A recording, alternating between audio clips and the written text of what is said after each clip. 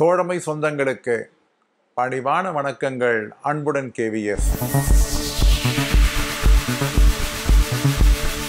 Department of pension and pension welfare 7/2/2025 அன்று fixed medical allowance குறித்து ஒரு ஆணையினை வெளியிட்டு இருக்கிறது.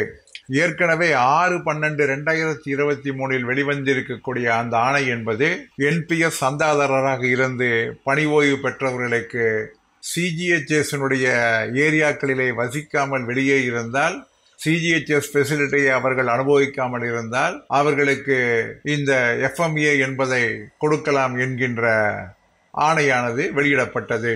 அதற்கான அந்த படிவங்கள் எல்லாமே ஏற்கனவே அந்த ஆணையுடன் இணைக்கப்பட்டு இருக்கிறது. தற்பொழுது இந்த பிரான் நம்பருடன் இணைந்த புதிய படிவங்கள் சுற்றுக்கு விடப்பட்டுள்ளன.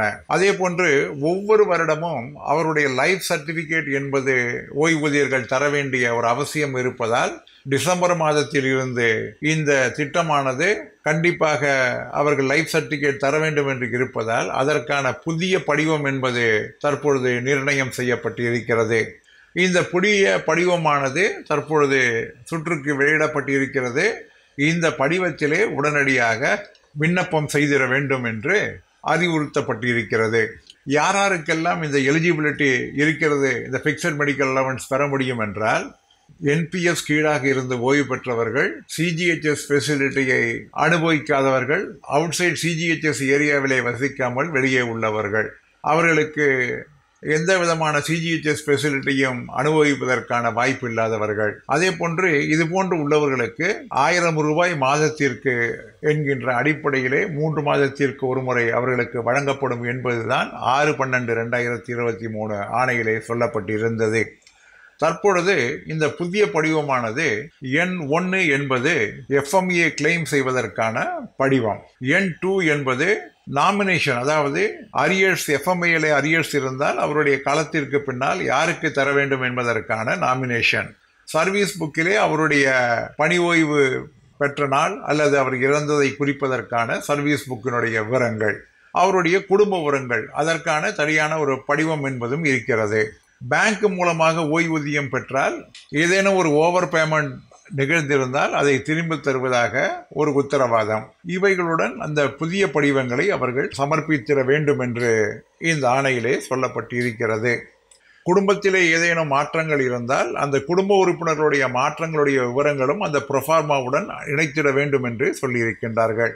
இந்த ஃபார்ம் 1, N1, ஃபார்ம் N2 மற்றும் இந்த குடும்ப டீட்டெயில்ஸ்க்கான ஃபார்ம் என்பது என்னுடைய yourskvs.blogspot.comலே ஏற்கனவே தரப்பட்டு இருக்கிறது. அருள் கூர்ந்து அதை டவுன்லோட் செய்து யாரேனும் இதுவரை விண்ணப்பங்கள் தராமல் இருந்தால் உடனடியாக விண்ணப்பங்கள் கொடுத்து தங்களுடைய எஃப்எம்ஐவை பெறுவதற்கு முயற்சி செய்ய வேண்டும் என்று அன்புடன் கேட்டுக்கொள்கிறேன்.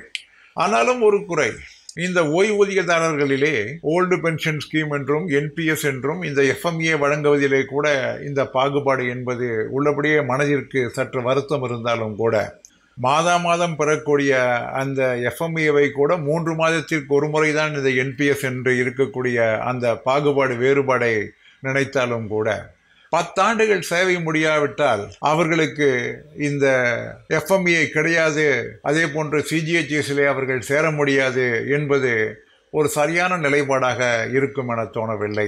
அவர்கள் முழுமையாக சர்வீஸ் முடித்து வயது மூப்பின் காரணமாக சூப்பர் அனுவேட் செய்யப்பட்ட அந்த ஊழியர்களுக்கு எஃப்எம்ஏ என்பது வழங்கப்பட வேண்டும். இந்த டிஸ்கிரிமினேஷன் என்பது இருக்கக்கூடாது. there should be no discrimination between the two equals.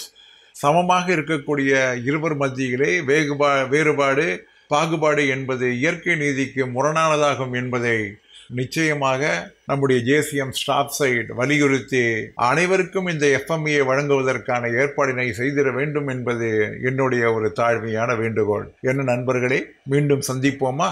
அன்புடன் கேவிஎஸ்.